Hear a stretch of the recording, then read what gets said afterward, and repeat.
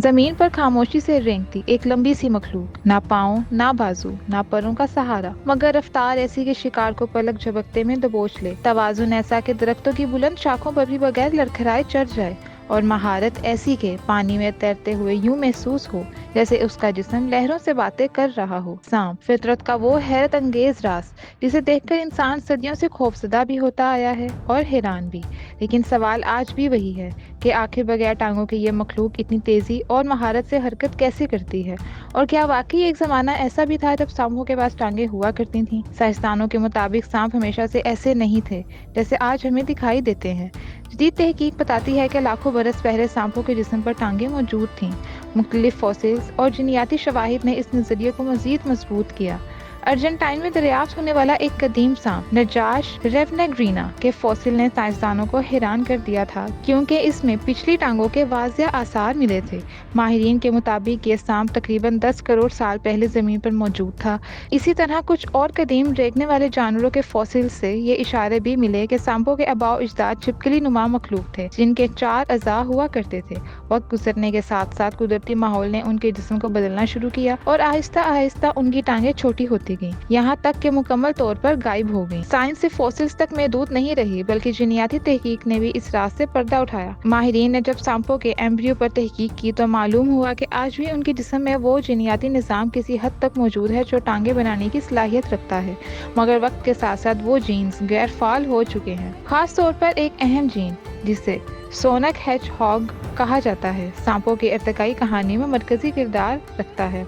साइंसदानों ने दरियाफ्त किया कि यही जीन छिपकलियों में टांगों की नशोनुमा को कंट्रोल करता है, लेकिन सांपों में इस जीन के कुछ हिस्से गायब या कमजोर हो चुके हैं। इसी वजह से उनके जिस्म में टांगें मुकम्मल तौर पर बन ही नहीं पाती। दिलचस्प बात यह है कि आज भी कुछ सांप, खास तौर पर पाइथन, अपने दम के करीब छोटे से उभार रखते हैं जिन्हें स्पर्स कहा जाता है। माहिरीन के मुताबिक ये दरअसल उन कदीम टांगों की बाकियात हैं जो लाखों साल पहले उनके आबाओ अजदाद में मौजूद थी। लेकिन सवाल ये है कि आखिर कुदरत ने सांपों से टांगें क्यों छीन ली। साइंसदानों का मानना है कि कदीम सांप ज़ेरे ज़मीन बिलों, चट्टानों के दरारों और घने पौधों के दरमियान रहते थे।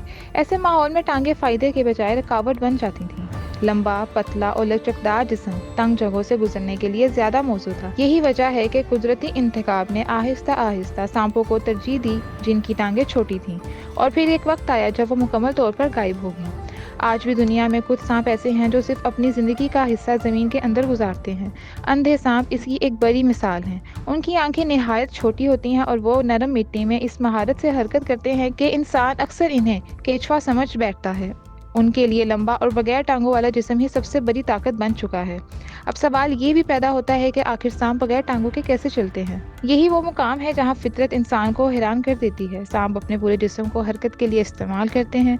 इंसान की रीढ़ की हड्डी में तकरीबन 33 मोहरे होते हैं, जबकि सांप के जिस्म में 200 से 400 तक मोहरे मौजूद होते हैं। इन मोहरों के साथ जुड़े मजबूत पट्टे सांप को गैर मामूली लचक अता करते हैं। उनके जिस्म के निचले हिस्से पर मौजूद चौड़े छिलके जमीन के साथ रगड़ पैदा करते हैं और यही रगड़ उन्हें आगे बढ़ने में मदद देती है।